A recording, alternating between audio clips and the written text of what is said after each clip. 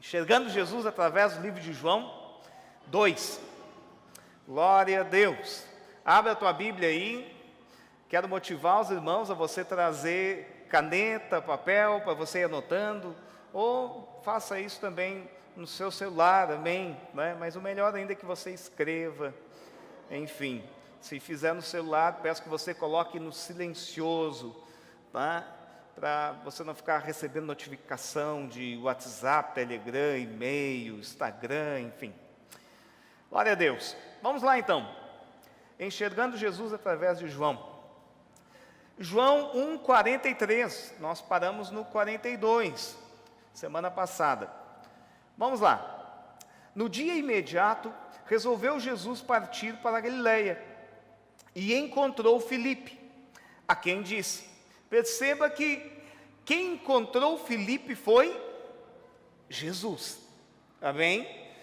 Quem encontrou você foi Jesus.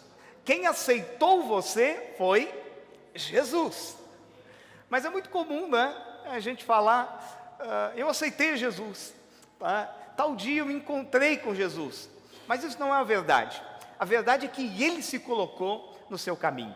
A verdade é que Ele encontrou você. Ele foi lá aonde você estava. Me lembro, ainda adolescente, morava para fora, interior de Camaquã. Tá? E o Senhor foi lá e me encontrou lá. O Senhor foi lá e se colocou no meu caminho. Isso é maravilhoso. Talvez você também está lembrando aí agora da sua história com Cristo, o dia que o Senhor se colocou no seu caminho, o dia que Ele chamou você, o dia que Ele encontrou você, o dia que Ele aceitou você. Continuamos, olha só, não foi diferente aqui com Filipe. Ora, Filipe era de Betsaida, cidade de André e de Pedro. Filipe encontrou Natanael e disse-lhe, o que Filipe falou? Achamos aquele a quem Moisés escreveu na lei. Então, Filipe já falou que ele que tinha achado, né? Talvez você se identifique com Filipe aí. Achamos aquele quem Moisés escreveu na lei, a quem se referiram os profetas, Jesus o Nazareno, filho de José. Talvez você já tenha se perguntado, eu me perguntei por várias vezes, como que pode, está dando microfonia aqui, como que pode imediatamente aqueles homens aceitavam ser discípulos de Jesus e começavam a seguir Jesus. Você nunca parou para pensar e achou estranho isso? Jesus estava lá, de repente Jesus encontrava eles, se colocava no caminho deles e imediatamente eles seguiam Jesus. É importante você relacionar alguns textos, e quando nós lemos lá no Velho Testamento, nós vemos várias profecias a respeito de Jesus. Sabe por que esses homens imediatamente eles seguiam Jesus? Porque eles estavam esperando Jesus. Eles estavam esperando o Messias. Então, no momento que eles encontravam, imediatamente eles seguiam o Senhor, porque eles já estavam esperando o Messias. Filipe relata aqui, né?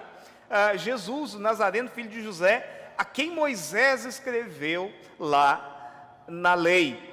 Versículo 46 agora. Perguntou-lhe Natanael, de Nazaré pode sair alguma coisa boa?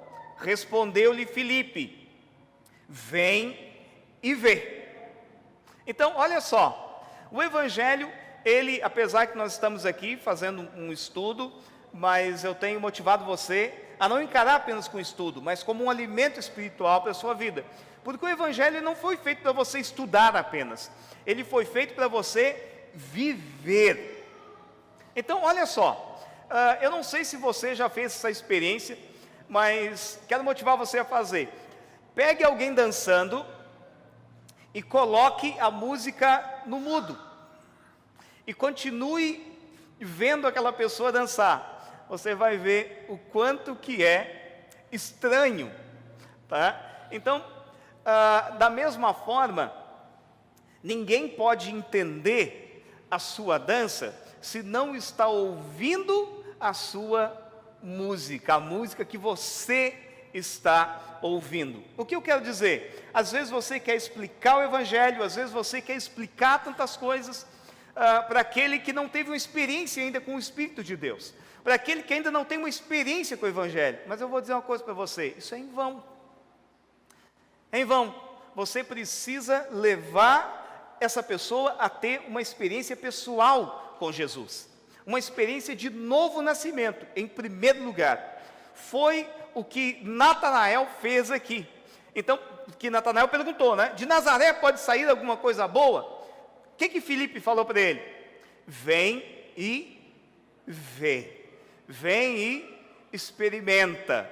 Tá? Então, em vez de você tentar explicar a sua dança, compartilhe a música. Compartilhe o Evangelho, compartilhe, né, o poder da cruz. Faça com que as pessoas tenham a oportunidade de terem uma experiência com o Espírito Santo. Quando quem convive com você tiver uma experiência com o Espírito Santo, ele vai entender o porquê dos seus posicionamentos, ele vai entender o porquê da sua fome pela palavra de Deus, o porquê que você parou de escutar outras músicas e agora você só escuta louvor, o porquê que agora você lê a Bíblia todos os dias, ou deveria ler pelo menos, o porquê que você ora agora, e não é só no prédio da igreja. Enquanto as pessoas não têm uma experiência pessoal com o Senhor, elas não entendem. É a mesma coisa que você tentar explicar a dança para quem não está ouvindo a música. Versículo 47.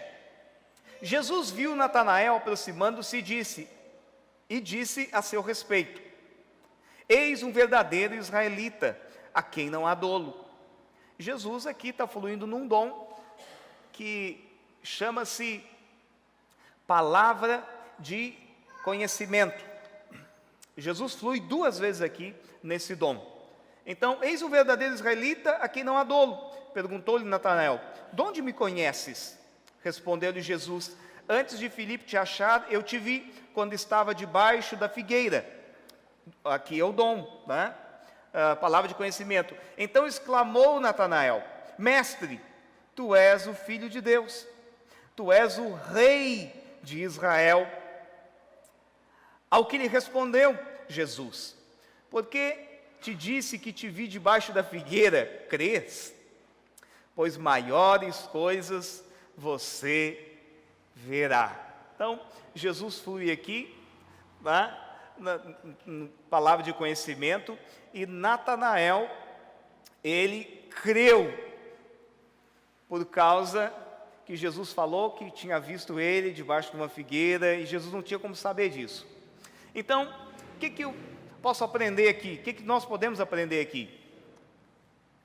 Que todos os dons e sinais são com um objetivo apenas.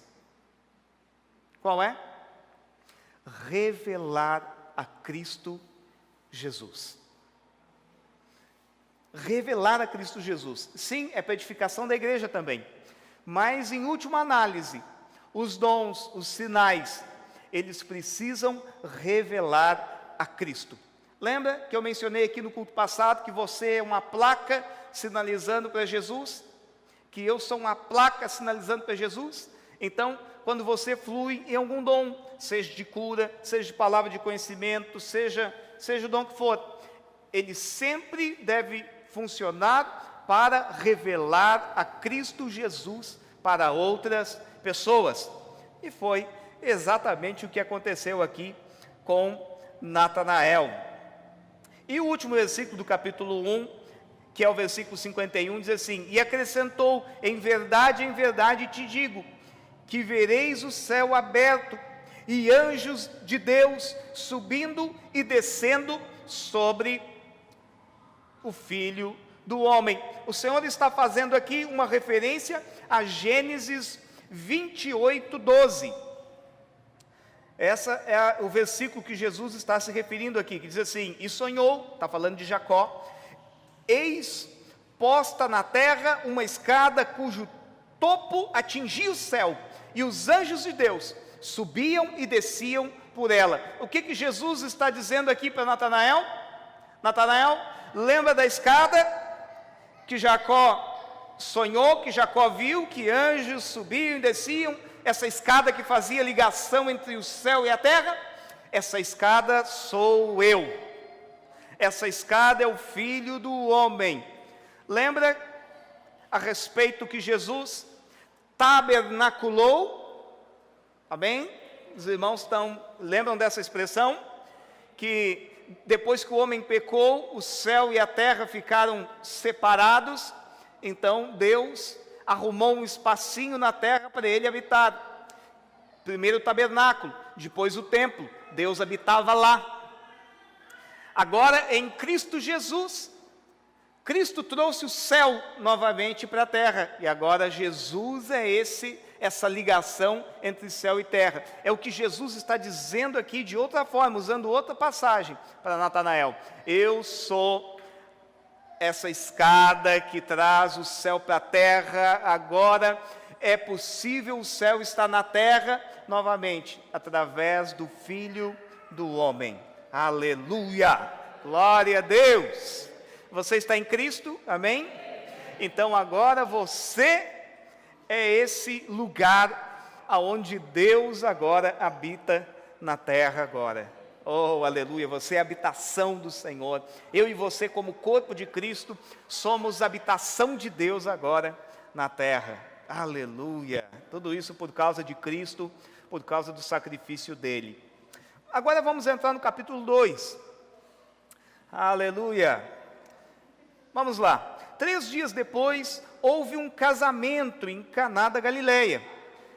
Aqui nós vemos o primeiro milagre público de Jesus. Foi num casamento. É importante para contextualizar você que os casamentos, as festas de casamento da época não eram que nem hoje. As festas de casamento da época duravam em torno aí de 6 dias. Aleluia! Já pensou? Que festa, hein?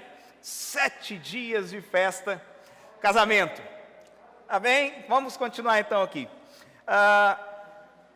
3 dias depois, houve um casamento em Caná da Galileia.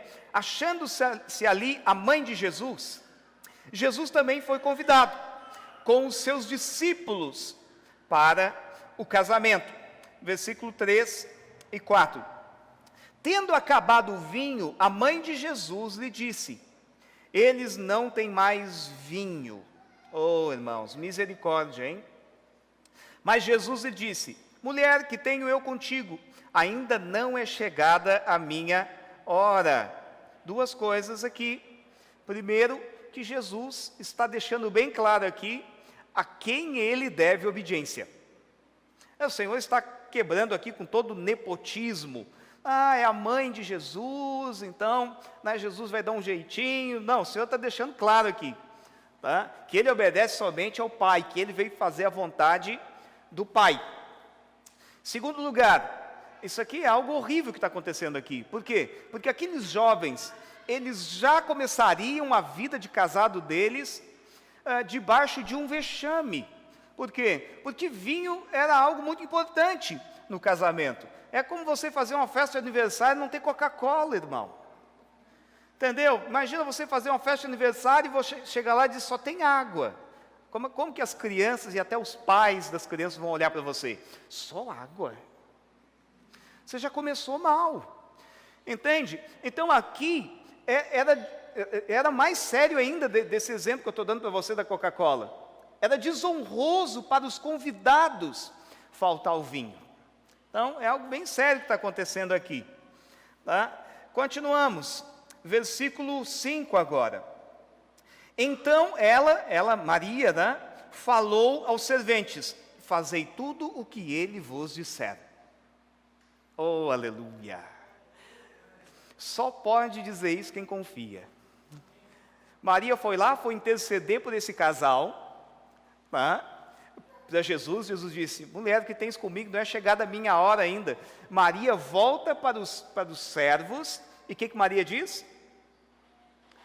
Jesus não está afim, né, de solucionar. Jesus amanheceu com o pé esquerdo hoje. Não, sabe o que Maria chegou e falou? faça tudo o que ele disser. Por quê? Porque Maria conhecia Jesus. Ela sabia que ele era bom. Ela sabia que Jesus amava ela, amava também aquele casal. E algo de bom iria acontecer. Você e eu, nós também precisamos ser assim. Mesmo o dia que você orar, e talvez a resposta da oração não vir no dia que você quer, na hora que você quer. Aprenda com Maria. Façam o que ele disser. Alguma coisa boa vai acontecer. A história, se não está tudo bom, é porque não acabou. Não é o final ainda. Mas em algum momento, alguma coisa boa vai acontecer. Vamos continuar fazendo a vontade do Senhor. Amém? Continuamos. Versículo 6. Estavam ali 6 talhas de pedra que os judeus usavam para as purificações. E cada uma levava 2 ou 3 metretas. Cada metreta aqui, irmãos, cerca de 40 litros. Nós estamos falando aqui de cerca de 600 litros de água. Deu um trabalho. Deu um trabalho para esses servos aqui. É 600 litros de água. Depois foi 600 litros de vinho, né, irmãos? Oh, aleluia! O Elisandro, o Márcio, quem mais que gosta de um vinhozinho aí? Glória a Deus, né, irmãos? Ai, vinho da melhor qualidade ainda, hein? Glória a Deus. Estavam ali, continuamos. Enchei de água as talhas. E eles a encheram totalmente. Perceba que Jesus está pedindo uma coisa aqui totalmente sem sentido para esses servos. Está faltando vinho. Aí Jesus vai lá e diz: olha, é o seguinte, eu vou solucionar o problema. Enche d'água. Como assim? E ainda é 600 litros d'água. Jesus está achando que é brincadeira. Isso aqui vai dar um trabalhão para nós. Encher d'água.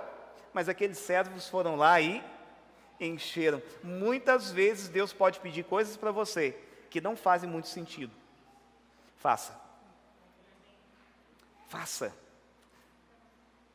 Faça. Às vezes, as direções que você está tomando, às vezes podem não fazer muito sentido para aquele que é incrédulo, para aquele que não conhece a Jesus, para aquele que não serve ao Senhor. Eu sabia disso, mas não importa. Se o Senhor falou, se há um falar de Deus, um agir de Deus, continue, em nome de Jesus. Então, e eles a encheram totalmente. Então lhes determinou: tirai agora e levai ao mestre Sala. E eles, o que eles fizeram? Eles levaram. Versículo 9. Tendo o mestre Sala provado a água, transformada em vinho, não sabendo de onde viera, se bem que o sabiam os serventes que haviam tirado a água. Aqui está entre parênteses. Toda passagem que tiver entre parênteses na Bíblia, significa que não estava lá no original. Os copistas, que copiaram a Bíblia, eles acrescentaram para melhorar a sua interpretação e a minha, para quem fosse ler. Não sei se você sabia disso, mas é importante para você, quando estiver lendo a Bíblia, lá no seu devocional. Chamou o noivo e lhe disse: todos costumam pôr primeiro o bom vinho, e quando já beberam fartamente, servem o inferior.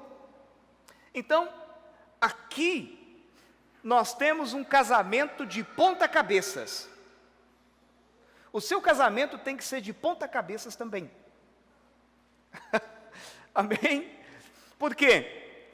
É o que esse homem está dizendo aqui. O responsável aqui pela alimentação, pelo vinho, ele está dizendo o seguinte: esse casamento tem uma coisa diferente aqui nesse casamento. Esse casamento está de ponta cabeças. Por quê? Porque todo casamento começa como? Como é que começa o casamento, irmãos? Com vinho novo, com vinho bom. Mas depois, passa 1 dia, 2 dias, lembra que era 7 dias? Lá pelo 5º, 6º dia, aí já começa a vir o vinho de pouca qualidade a ser servido. Não é assim o casamento também, da maioria das pessoas? Começa aquela paixão, né? Aquele amor todo, mas aí vai passando o tempo, e o que vai acontecendo? Vai começando a vir, né, o vinho velho, vai começando a piorar, tá? Então começa muito carinhoso, muito compreensivo, tudo mais, mas a tendência é ir com o passar do tempo piorando.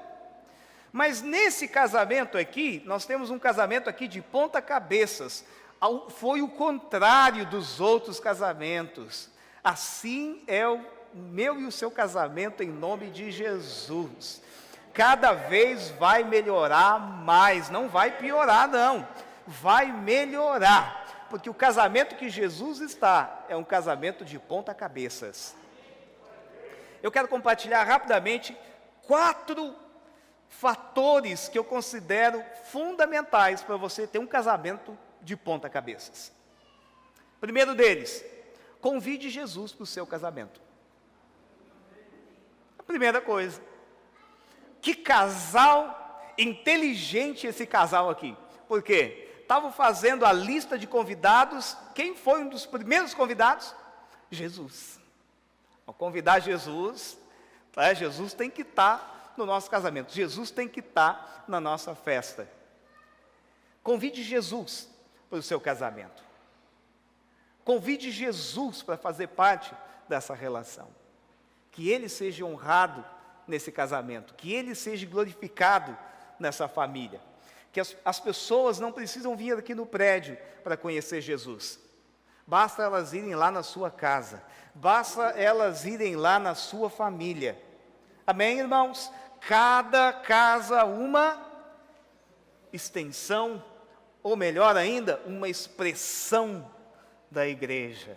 Assim, esse tem que ser o seu alvo. Convide Jesus. Segundo fator aqui que eu considero fundamental para você ter um casamento de ponta cabeças. Convide a igreja para o seu casamento. Não convidaram só Jesus. Convidaram também os discípulos para estarem lá no casamento. Convide a igreja.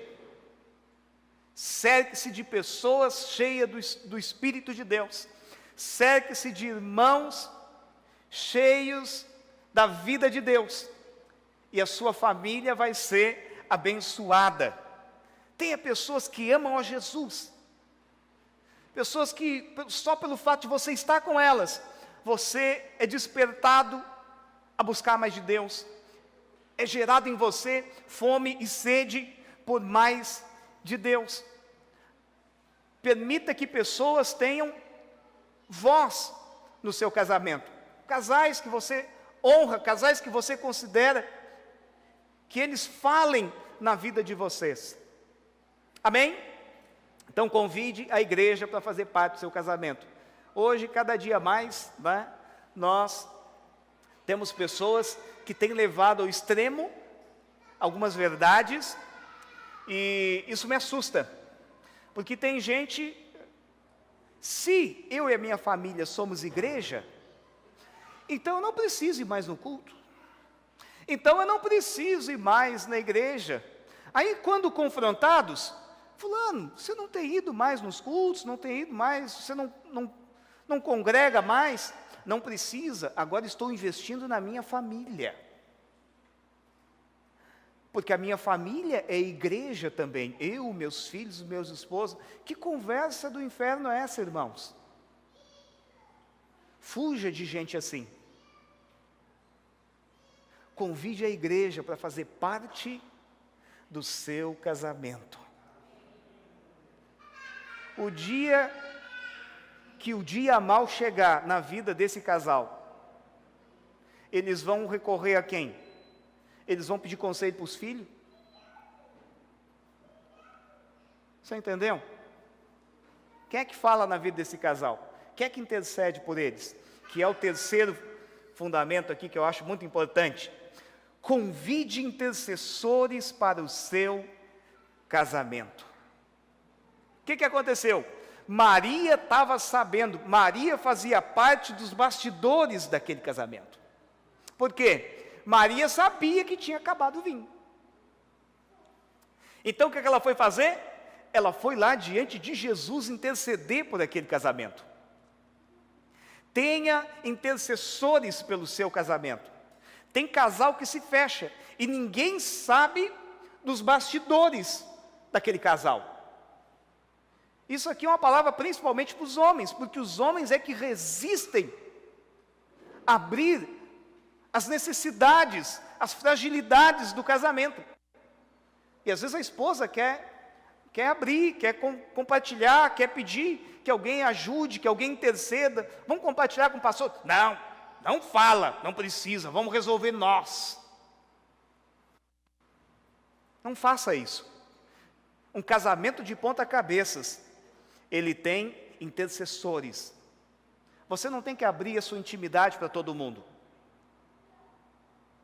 Você não é todo mundo que precisa saber dos problemas da sua família. Mas você precisa ter sim, 1, 2, 3 casais que fazem parte lá dos bastidores do seu casamento, que vão interceder, que vão dar uma palavra de Deus, que vão ajudar às vezes o casal a chegar num acordo. Isso é muito importante. Tenha intercessores no seu casamento. Não torne seu casamento... Tem irmãos que possuem um tipo de educação que não permitem que ninguém seja íntimo. Isso é errado. Não é o melhor. E por último, obedeça sem questionar. Aqueles homens simplesmente foram lá. Olha, se está mandando servir água, vamos servir, vamos obedecer sem questionar. Alguém pergunta, pastor, qual é o segredo? Como é que o pastor consegue conviver com a Lara? Vocês são tão iguais assim, que não tem diferenças nenhuma, que um não quer uma coisa, outro não quer outra, porque lá em casa, quase todo dia eu quero uma coisa, a mulher quer outra, pastor, e a gente briga. O problema é esse, a gente é muito diferente. Eu quero dizer uma coisa para você, é igualzinho o seu. Meu casamento é muito semelhante ao seu. Quando você olha para mim, você se vê, e quando eu olho para você, eu me vejo também. Mas então, qual é o segredo aqui? O segredo é que, quando eu quero uma coisa, ela quer outra, não importa. O que importa é o que a palavra de Deus diz a respeito daquilo. Entendeu? Então, a Lara quer algo, eu quero algo. Aí a gente senta e a gente chega ao seguinte acordo. Não importa o que você quer, não importa o que eu quero. O que a palavra de Deus diz a respeito disso? Tá? Qual é a vontade de Deus aqui, nessa circunstância? Qual é a vontade de Deus nessa situação? Então, tu abre mão da tua vontade, do teu ponto de vista, eu abro mão do meu ponto de vista, e nós vamos seguir aqui e fazer a vontade do Senhor. Fazer aquilo que a palavra declara. Então, esses segredos aqui para você ter um casamento de ponta cabeças. Quem é que quer ter um casamento de ponta cabeças aqui? Amém? Quer ter? Cada vez vai ficar melhor, ao contrário, né? De muitos outros aí que cada vez fica pior. Misericórdia. Versículo 9 agora. Continuamos nossa leitura. Tendo o mestre Sala provado a água, transformada em vinho, não sabendo de onde viera, já lemos aqui, né? Versículo 13 agora, isso. Nós lemos do 9 ao 12, amém, irmãos? Eu acabei não lendo todo ali, mas já compartilhei aqui. É do 13 agora. Estando próximo à Páscoa dos judeus, subiu Jesus para Jerusalém e encontrou no templo os que vendiam bois. Preste atenção aqui, essa passagem é maravilhosa. Quem é que estava no templo? Primeiro, alguns que vendiam bois, ovelhas, pombas, e também os cambistas. Tinha 2 tipos de pessoas no templo. Aqueles que vendiam pomba, cordeiro, né? E aqueles que eram cambistas, eles trocavam dinheiro, porque era Páscoa. Eu vou terminar o texto aqui, senão depois eu acabo não lendo todo. Pombas e também os cambistas assentados. Tendo feito um azorrague de corda, um relho, irmãos, expulsou todos do templo. É uma santa indignação aqui que deu em Jesus. Mas não é essa santa indignação, não é por causa dele, é por causa do corpo de Cristo, é por causa da casa do Pai. Amém? Essa santa indignação por causa da casa do Pai, você pode ter, não tem problema. Bem como as ovelhas e os bois, derramou pelo chão o dinheiro dos cambistas, virou as mesas e disse aos que vendiam as pombas: tirai daqui essas coisas, não façais da casa do meu pai casa de negócios. Lembraram-se os seus discípulos de que está escrito: o zelo da tua casa me consumirá. Oh, aleluia, glória a Deus. O que nós temos aqui? Nós temos dois grupos de pessoas aqui. Os inimigos do culto. Repita comigo: os inimigos do culto. Quem são os inimigos do culto que nós temos aqui? Primeiro, aqueles que facilitam a adoração. Por que aqueles que facilitam, pastor? Por que esses homens estavam vendendo cordeiro, pombinhas e tudo lá no templo? Para que era? Para os sacrifícios. Então o que acontecia? Se eu pecasse, eu precisava oferecer um sacrifício. Era assim no Velho Testamento. Aqui ainda era assim que eles praticavam.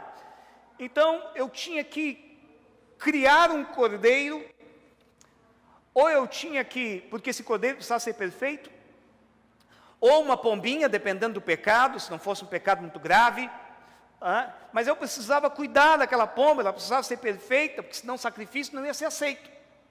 O que esses homens estão fazendo é o seguinte: eu não preciso criar mais cordeiro nenhum, eu não preciso me preocupar mais com nada.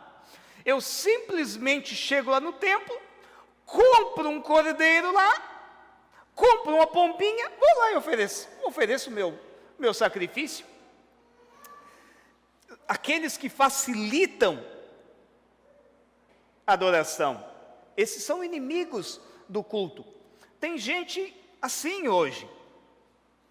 Não, irmão, não precisa. Para quê? Agora o pastor está transmitindo online. Não precisa ir mais. Deus está em todos os lugares. Não, assim, toda semana, para quê? Ler a Bíblia todo dia? Não precisa. Isso é fanatismo. Para que orar todos os dias? Isso é fanatismo. Se envolver lá, rapaz, eu vou te dizer como é que eu faço na igreja. Eu não me envolvo muito. Entende? Não me envolvo, eu fico lá, sou amigo só, mas não me envolvo muito. Eu acho que tu deveria te fazer assim também. Esses são o primeiro grupo de pessoas que nós vemos aqui. Eles vêm para facilitar a adoração, para deixar as coisas mais simples, mais fáceis do que elas são. Sabe quando você pega a cesta de basquete e você deixa dessa alturinha aqui e você fica dando enterrada e achando que é o melhor jogador de basquete do mundo? Ou você pega, que nem a gente faz às vezes nos retiros, nos batismos, os irmãos pegam a rede de vôlei e deixam da minha altura, e aí o irmão fica dando cortada e achando que ele é o jogador de vôlei. Não adianta, irmão. Você entendeu? Não adianta você achar que você está arrasando porque você baixou a rede para cá. Há um preço a ser pago, sim. A graça não isenta você de pagar um preço. Você entende? Se você quer ter filhos obedientes, há um preço a ser pago, sim. Há um preço de disciplinar, porque às vezes dói no coração do pai e da mãe ter que dizer não para o filho, porque eles fazem aquela carinha do gato de botas, né? Então, às vezes dói no seu coração dizer não. Às vezes é mais fácil você só colocar na frente da televisão e deu. Há um preço, sim, um preço de compromisso lá com os irmãos da vida da célula. Há um preço, sim, se alguém às vezes está passando necessidade, há um preço, sim, de você colocar a mão no bolso e servir e ajudar. Você entende? Não adianta você baixar a rede dessa altura e você ficar dando cortada e achar que está arrasando, irmão. Você entendeu?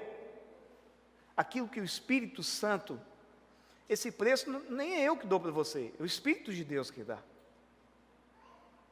Posso ser um instrumento, mas é o Espírito de Deus que dá. Não baixe o preço. Ele está facilitando aqui a adoração. É isso que Jesus não aceitou. Agora tem outro grupo, que é aqueles que dificultam o culto. Aqueles que dificultam a adoração.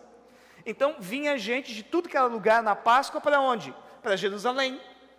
Porque a presença de Deus estava no templo.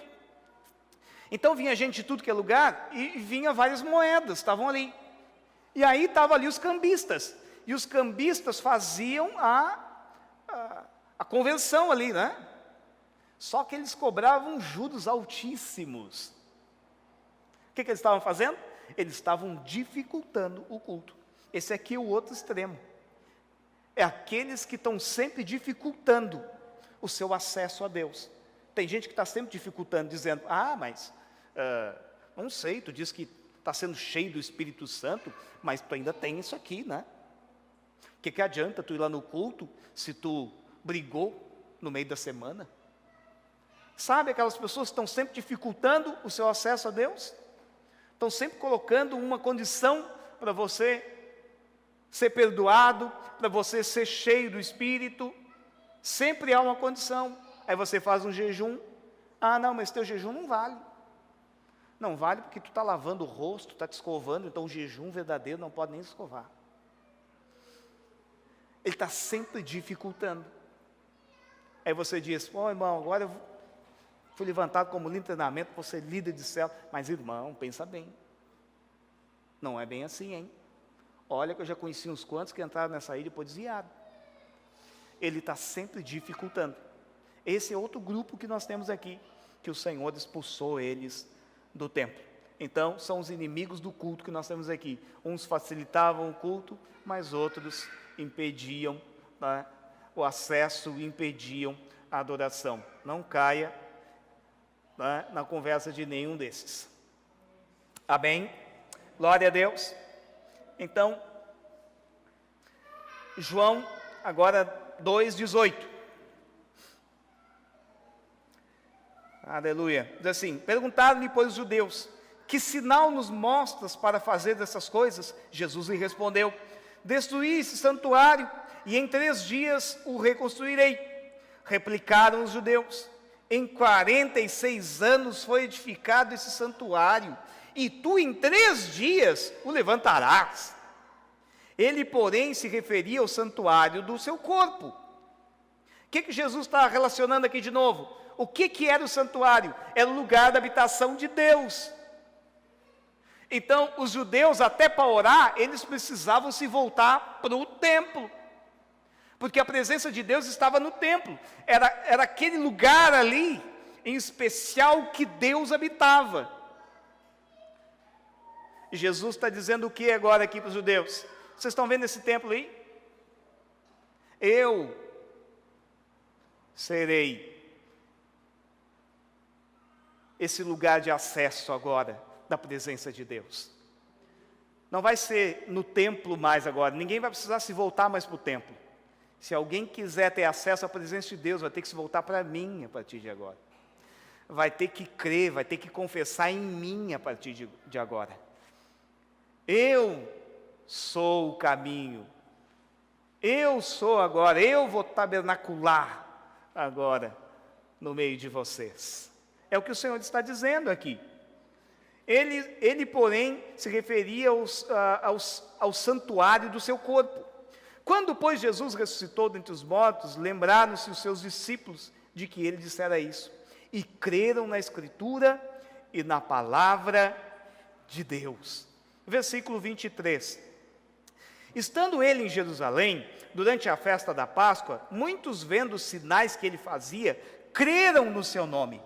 Mas o próprio Jesus não se confiava a eles, porque os conhecia a todos, e não precisava de que alguém lhe desse testemunho a respeito do homem, porque ele mesmo sabia o que era a natureza humana. Escute o que eu vou dizer para você. Você não é surpresa para Deus, nunca. Sabe quando você peca? E você pensa, agora o Senhor se decepcionou comigo. Com certeza agora Ele está decepcionado comigo. Você não é surpresa para Deus. Em momento nenhum você é surpresa para Deus. É isso que João está dizendo aqui. O Senhor conhece a nossa carne. O Senhor conhece. É interessante que às vezes Deus chama você e você fica se analisando para ver se você vai dar conta do chamado. Como se Deus tivesse se enganado com você o dia que Deus chamou você. Sabe aqueles momentos assim às vezes de deprê, vontade de desistir, esse tipo de coisa. E todos nós, em algum momento, a gente passa por um momento assim. Você pensa, Deus se enganou quando me chamou. Tenho certeza que o Senhor nunca esperava que isso fosse acontecer. Não, você nunca é surpresa para Deus. Nunca. O Senhor conhece você melhor do que você mesmo.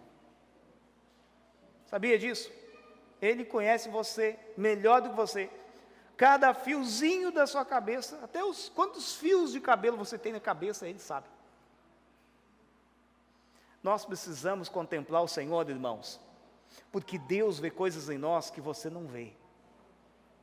E aí a luz de Deus vai trazendo revelação para você, de quem você é em Cristo, e de quem você era segundo a carne. E aí você vai dizendo, meu Deus do céu, ainda bem que o Senhor me encontrou, ainda bem que Ele me aceitou, ainda bem que Ele me escolheu. Aleluia! Glória a Deus! Aplauda Jesus bem forte! Amém! Glória a Deus! Glória a Deus! É exatamente nesse contexto aí que Deus diz que ama você. Exatamente nesse contexto. Eu te conheço, conheço as tuas falhas, conheço os teus erros, conheço as tuas manias, eu conheço o erro que tu nem sabe que tu vai cometer, eu já sei que tu vai cometer. Eu te amo. Esse amor de verdade, irmãos. É tão bom você ver um Deus assim. Não tem surpresa, não tem. Não tem. Às vezes a gente, que nem diz o ditado, né? Me caiu os buteados do bolso, irmão. Às vezes você fica perplexo com algumas pessoas. Você diz, meu Deus, cara, não esperava isso aqui do fulano. Isso nunca vai acontecer em relação a Deus e a nós. Nunca. Ele ama você. Aleluia. Versículo 23 ao 25 agora, diz assim, estando ele em Jerusalém durante a festa da Páscoa, muitos, vendo os sinais que ele fazia, creram no seu nome. Mas o próprio Jesus não se confiava neles, porque os conhecia a todos, e não precisava de que alguém lhe desse testemunho a respeito do homem, porque ele mesmo sabia o que era a natureza humana. Aleluia! Vamos entrar agora no capítulo 3. Amém? Glória a Deus. Aleluia. Amém. Vamos lá. Havia entre os fariseus um homem chamado Nicodemos. Para você ser um fariseu, muitos anos de estudo. Muitos postos você tinha que galgar para você ser considerado um fariseu. Você tinha uma posição de destaque entre os mestres da lei. Um homem chamado Nicodemos, um dos principais dos judeus, este de noite foi ter com Jesus. Ele disse, por que Nicodemos foi ter de noite? Porque ele estava com vergonha que alguém visse ele conversando com Jesus. Rabi, sabemos que és mestre vindo da parte de Deus, porque ninguém pode fazer esses sinais que tu fazes. Se Deus não estiver com ele, a isto respondeu Jesus, em verdade te digo, que se alguém não nascer de novo, não pode ver o reino de Deus. Então, Nicodemos chegou para Jesus. Nicodemos está aqui naquele momento ainda dos elogios para Jesus. Mestre, sabemos que tu és da parte de Deus, porque tu faz muitos sinais. Jesus, sabendo já do coração de Nicodemos, não esperou a pergunta dele e já respondeu. Qual era a pergunta de Nicodemos? O que eu preciso fazer para ser salvo? Essa é a pergunta de todo religioso. Pastor, eu estou aqui na igreja agora, o que eu preciso fazer para mim ser salvo? Me diz que eu quero fazer de uma vez. Jesus não esperou a pergunta, Jesus já respondeu. Nicodemos, tem um jeito só. Tem que nascer de novo. É preciso nascer de novo. Continuamos. Versículo 4. Perguntou-lhe Nicodemos: como pode um homem nascer de novo sendo velho? Pode, porventura, voltar ao ventre materno e nascer a segunda vez? Eu quero perguntar uma coisa para você. O que uma criança precisa fazer para nascer?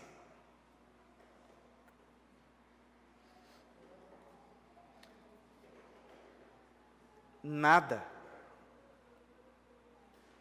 O trabalho todo é de quem, irmãs? É seu. O trabalho todo é seu. Nada, criança não faz nada, criança simplesmente nasce. O que você precisa para nascer no mundo do Espírito, para nascer para Deus? Nada. Simplesmente crer. Crer e confessar. É isso. Se você creu e confessou com o coração, você nasceu de novo. Nasceu uma criança. Não importa a sua idade cronológica, não importa se você é um empresário lá fora. Aqui você nasce uma criança. Vai precisar dos irmãos mais maduros, dos adultos, para alimentar você, para cuidar de você, para conduzir você. Esse é o problema, às vezes, de quem é um empresário, de quem, às vezes é reconhecido pela família, é reconhecido lá fora. Ele acha que ele pode chegar na vida da igreja e simplesmente começar a agir já como se fosse um adulto espiritual. Não é. Não é. Todos nós nascemos criança espiritual.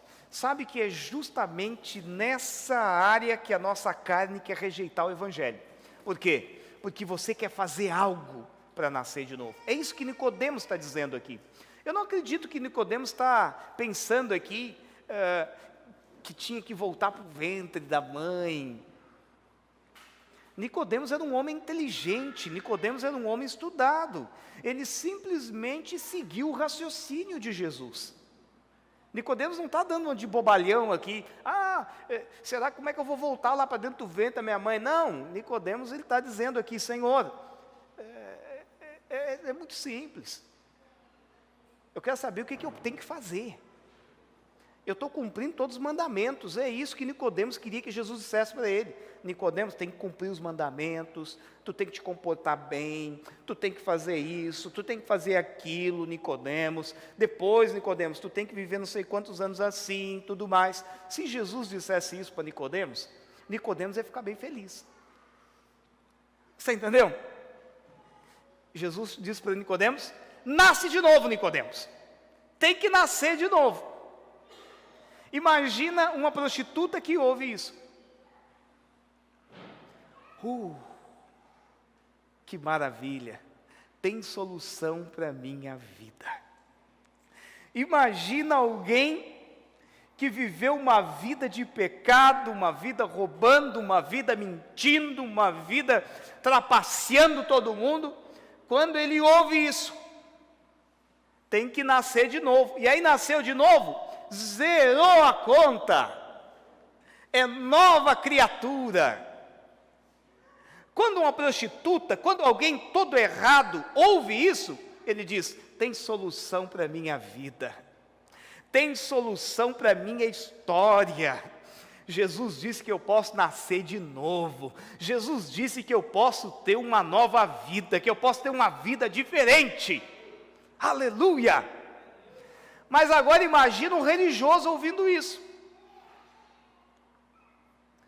ele rejeita na hora, porque ele pensa o seguinte: quer dizer que todos esses anos que eu fiquei fazendo tudo certinho, tudo nas regras, não valeu de nada? É isso então? Quer dizer que todos os sacrifícios que eu ofereci, agora não vale de nada? Jesus vem e diz que eu tenho que nascer de novo, e todo o estudo que eu fiz para mim entrar no reino dos céus, e todas as bondades que eu fiz para ser salvo, para entrar no reino dos céus, agora vem dizer que não vale nada? Não aceito. Como é que alguém velho vai entrar no ventre da mãe? Como é que alguém velho agora vai nascer de novo? A minha história já está escrita. É assim que o religioso ouve essa expressão de Jesus: tem que nascer de novo. Você já nasceu de novo, amém, irmão? Bem, glória a Deus. Você conhece alguém que não nasceu de novo? Você conhece alguém que vive no pecado, que vive na injustiça, que vive no sexo ilícito? Tem chance. Nós estamos aqui para dizer para você: tem chance. Jesus disse que você pode nascer de novo, vai zerar a sua conta, nova vida, nova história. Oh, aleluia, glória a Deus. Agora versículo 5. Respondeu Jesus: em verdade te digo, quem não nascer da água, a água é o que, irmão? Palavra de Deus. E do Espírito, não pode entrar no reino de Deus. Só existe uma forma de você nascer de novo. É pelo poder da palavra e pelo poder do Espírito. Você declara a palavra e pelo poder do Espírito o novo nascimento acontece. Oh, você aceita a Jesus, você reconhece aquilo que o Senhor fez por você. Versículo 6. O que é nascido da carne é carne, o que é nascido do Espírito é Espírito. Qual é o seu sobrenome? O meu é Vieira, Damé Vieira. E os Vieira têm uma cultura, os Vieira têm seu jeito de ser, os Vieiras é assim. Você também. João está dizendo aqui que o dia que você nasceu de novo, agora não faço mais parte da família Vieira, dos costumes, não, agora eu faço parte da família do Espírito. Ah, na minha família é assim, pastor, a gente não aceita desaforo. Errou uma vez, no máximo duas, deu, está acabado. Pois é, mas agora você faz parte de outra família também. Você faz parte agora da família do Espírito também. Essa é sua natureza agora. Essa é sua família agora. Oh, aleluia. Quem nasceu do Espírito agora pensa que nem o Espírito. Quando você não era nascido do Espírito, você pensava que nem a sua família. Que nem o Silva, que nem os Vieira, que nem os Amarante, que nem, não sei. Mas agora você nasceu do Espírito, agora você pensa que nem o Espírito agora também. Oh, aleluia. Versículo 7 e 8. Não te admires eu te dizer, importai-vos nascer de novo. O vento sopra para onde quer, ouves a sua voz, mas não sabeis de onde vem, nem para onde vai. Assim é todo aquele que é nascido do Espírito. Aquele que é natural nunca entende aquele que é cheio do Espírito. Nossa vida, irmãos, é uma incógnita para aquele que é incrédulo, para aquele que não experimentou a Cristo ainda. As pessoas tentam entender o porquê da sua fé, as pessoas tentam entender o porquê da sua adoração, o porquê da sua paixão por Jesus, mas elas não conseguem. Só o dia que elas tiverem uma experiência também com Jesus. Aleluia. Versículo 13, 14. E do modo que Moisés levantou a serpente no deserto, assim importa que o Filho do Homem seja levantado, para que todo que nele crê tenha a vida eterna. João está fazendo uma referência a Números 21, do versículo 5 ao 9. O que aconteceu? O povo de Israel estava no deserto e eles estavam tendo atitudes de rebelião contra Deus, de murmurar. O que aconteceu? O Senhor permitiu que viessem serpentes venenosas e picassem o povo, levando à morte. Aí eles clamaram para Moisés, e Moisés clamou a Deus. E aí o que Deus disse? Moisés, levanta uma serpente de bronze, lembrando que eles estavam sendo picados por serpentes. Todo aquele que for picado pela serpente, quando ele olhar para a serpente de bronze, automaticamente ele é curado. Jesus está dizendo, da mesma forma que o povo olhava para a serpente de bronze e era curado, assim também importa que o Filho do Homem seja levantado, e todo aquele que olhar para ele, todo aquele que crer nele, todo aquele que confessar ele, também será salvo. Olha só, isso é interessante, porque eles estavam sendo picados por serpente. Quando eles olhavam para a causa da morte, eles eram curados. Você também. Quando você olha para a cruz e você percebe que era você que era para estar lá, você percebe que na realidade Jesus está morrendo por causa dos seus pecados, você é curado, você é transformado, você nasce de novo. Glória a Deus. Versículo 14. O povo falou contra Deus e contra Moisés, porque nós fizeste subir ao Egito. Não, aqui eu estou lendo Números, né? Eu não vou ler essa passagem, você pode ler em casa, Números 21, 5 ao 9. A missão do Filho, versículo 16. Porque Deus amou o mundo de tal maneira que deu seu Filho unigênito, para que todo o que nele crê não pereça, mas tenha a vida eterna. Porque Deus amou o mundo de tal maneira que deu seu Filho unigênito, para que todo o que nele crê não pereça, mas tenha a vida eterna. Porquanto Deus enviou seu Filho ao mundo, não para que julgasse o mundo, mas para que o mundo fosse salvo por ele. Então, esse julgar o mundo aqui, não é, o que João está falando aqui, irmãos, não é assim que Jesus não veio para apontar o dedo para você, algo assim. O que João está dizendo, que Jesus não veio para julgar, porque já está todo mundo condenado. Você entendeu? Jesus não veio para julgar porque já está todo mundo condenado. É simples assim. Então, Jesus não veio para condenar. Vamos dar um exemplo que o pecado fosse uma doença. Jesus não veio para trazer a doença. Jesus veio para ser a cura para a doença. Jesus veio para ser a vacina. Então, por isso que João está dizendo, Jesus não veio para julgar o mundo, porque o mundo já está todo condenado. Não precisa que ninguém julgue mais. Já está julgado e já está condenado. É só uma questão de tempo para aqueles que não têm Cristo.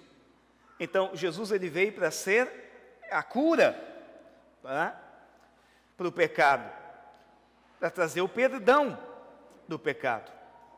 Então, versículo 19 agora, estamos indo para o final. O julgamento é esse, que a luz veio ao mundo, e os homens amaram mais as trevas do que a luz, porque as suas obras eram más, pois todo aquele que pratica o mal aborrece a luz, e não se chega para a luz, a fim de não serem arguidas suas obras, ou seja, vistas, reprovadas. Quem pratica a verdade, aproxima-se da luz, a fim de que as suas obras sejam manifestas, porque foram feitas em Deus. Então, esse é o mesmo motivo porque muitos fogem da vida da igreja, e fogem também de um conselho maduro. Por quê? Porque não querem mudar de vida. Jesus está dizendo, se você quer mudar de vida, se você está arrependido, você procura a luz. Porque às vezes os irmãos perguntam, pastor, por que não vem procurar um conselho e tudo mais? Porque não quer ouvir o conselho. Simples assim. Ele não quer vir para a luz. Isso é triste. É preciso haver um convencer do Espírito, em primeiro lugar, na vida daquela pessoa. Porque quando você quer a luz, quando você quer mudar de vida, você vem para o Filho de Deus. Você não tem que mudar para depois vir, você tem que vir para mudar. Porque se você consegue se mudar longe, não precisa mais de Jesus, não precisa de Deus. Venha como está. Você não vai permanecer como está, porque Deus vai fazer uma obra na sua vida. E não vai ser por força, vai ser pelo poder do Espírito. Bem, continuamos. Versículo 22 ao 30 agora. Depois disso, foi Jesus com seus discípulos para a terra da Judéia. E ali permaneceram com eles e batizavam. Ora, João estava também batizando em Enom, perto de Salim, porque havia ali muitas águas, e para lá corria o povo e era batizado. Pois João ainda não tinha sido encarcerado. Ora, entre os discípulos de João e um judeu suscitou-se uma contenda com respeito à purificação. E foram ter com João e disseram-lhe: Mestre, aquele que estava contigo, além do Jordão, do qual tens dado testemunho, está batizando. E todos lhe saem ao encontro, respondeu João. O que os discípulos de João estavam fazendo aqui? Plantando uma sementinha de contenda entre João e Jesus. Fazendo uma fofoquinha. João, sabe o Jesus, aquele que tu batizou? Pois é, ele está lá, está batizando, e está batizando até mais do que tu. Como é que é isso? É isso que os discípulos estão dizendo aqui para João Batista. Já existia naquela época, viu, irmãos? Mestre, aquele que estava contigo, além do Jordão, no qual você tem dado testemunho, está batizando, e todos lhe saem ao encontro. Respondeu João: olha só, uma das coisas uma das pessoas que você vai amar no final desse estudo do livro de João, vai ser o João Batista. Olha só a resposta do João, o João Batista. O homem não pode receber coisa alguma se do céu não lhe for dada. Vós mesmos sois testemunhas de que vos disse: eu não sou o Cristo, mas fui enviado como seu precursor. O que tem a noiva é o noivo. O amigo do noivo, que está presente e o ouve, muito se regozija por causa da voz do noivo. Pois esta alegria já se cumpriu em mim. Convém que ele cresça e que eu diminua. Está aqui a referência do louvor que nós cantamos agora há pouco. Ele cresça e eu diminua. Sabe o que o João está dizendo para os discípulos dele? Eu não sou o Cristo, ele é. Eu sou apenas o amigo do noivo. Sabe o que o amigo do noivo fazia? Cuidava da noiva até que o noivo viesse para o casamento. Sabe o que você é, irmão? Sabe o que nós somos? Somos uma geração de João Batista nos nossos dias. Eu poderia dizer também que você é o amigo do noivo. Você é amiga do noivo. E o que o amigo do noivo faz? Cuida da noiva. Você não foi chamado para julgar a noiva, você não foi chamado para bater na noiva, você foi chamado para cuidar da noiva, para preparar a noiva para o noivo. Você é amigo do noivo. Diga assim comigo: eu sou amigo do noivo. Aleluia. Nós estamos aqui preparando a noiva para quando o noivo vier, ele vai encontrar essa noiva santa, cheia do Espírito, com azeite sobrando a lâmpada. E para concluir, versículo 31 ao 36. Quem vem das alturas certamente está acima de todos. Quem vem da terra é terreno e fala da terra. Quem veio do céu está acima de todos e testifica o que tem visto e ouvido. Contudo, ninguém aceita o seu testemunho. Quem, todavia, lhe aceita o testemunho, por sua vez, certifica que Deus é verdadeiro, pois o enviado de Deus fala as palavras dele, porque Deus não dá o Espírito por medida. Aleluia. O Pai ama ao Filho. O Senhor não dá nada de reserva para você, irmão. Sabia? A inveja é um sintoma de lugar onde existe escassez. Já percebeu isso? Diante de Deus, no reino de Deus, você não precisa ter inveja de ninguém, porque o Pai nos deu o Espírito sem medida. Deus pode abençoar o Elisandro, que não vai faltar a bênção para mim. Você entendeu? Não é que eu vou orar e Deus vai dizer: olha, meu filho, aguarda aí que eu vou te abençoar. É que hoje eu já abençoei o Elisandro, então eu tenho que maneirar aqui as bênçãos, eu tenho que maneirar aqui a provisão. Deus não conhece limitação. Deus não tem que gerir nada, irmãos. Pensou que maravilhoso isso? Você tem que gerir tudo. Você não tem tempo infinito. Você não tem dinheiro infinito. Tudo você tem que gerir. Você não tem energia infinita. Tudo você tem que gerir. Daí vem a inveja. Mas no reino de Deus, o Pai não é assim. O Pai não tem que gerir nada. Ele tem e tem tudo em abundância. Por isso que o Senhor nos dá o Espírito dele sem medida. Depende do quanto você crê para receber. Depende do quanto você crê na graça de Deus para receber do Pai. Ele dá sem medida, é o que João está dizendo. Quem todavia lhe aceita o testemunho, por sua vez, certifica que Deus é verdadeiro, pois o enviado de Deus fala da palavra de Deus, porque Deus não dá o Espírito por medida. O Pai ama o Filho, e todas as coisas lhe tem confiado em suas mãos. Por isso, quem crê no Filho tem a vida eterna. Guarda essa palavra crer, que eu vou encerrar falando dela. O que todavia se mantém rebelde contra o Filho, não verá a vida, mas sobre ele permanece o quê? A ira de Deus. Jesus não livra você da ira do diabo, Jesus livra você da ira de Deus. Agora João está dizendo que se você crê, esse crer em Jesus, crer e confessar, faz com que você nasça de novo, faz com que você venha para dentro desse tabernáculo de Jesus e acesse a presença de Deus, acesse a glória de Deus. Crer, escute o que eu vou dizer para você, crer não é simplesmente acreditar. Crer é mais do que acreditar. O diabo e os seus demônios creem em Jesus, mas mesmo assim o que espera eles é o lago de fogo e enxofre. Crer é confiar. Eu vou dar um exemplo para você, uma ilustração para encerrar. Um dia um repórter foi entrevistar um malabarista. Ele atravessava uma distância com um carrinho de mão em cima de uma corda apenas.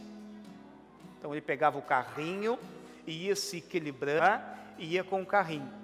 Aí ele perguntou para o repórter: você acredita que eu vou conseguir? E o repórter disse para ele: é óbvio que eu acredito. Tu é um cara experiente, tu já fez isso muitas vezes, está fazendo isso a tua vida toda, eu acredito. Aí o malabarista olhou para ele e disse o seguinte: então suba no carrinho. Aí ele disse: não, aí também não, subir no carrinho não, vai tu sozinho. Você entende o que eu estou dizendo? O crer que João acreditar é confiar. Quando você crê em Jesus, você confia e você entra no carrinho. Você vai com ele. Amém? Você crê? Você crê? Fique de pé então.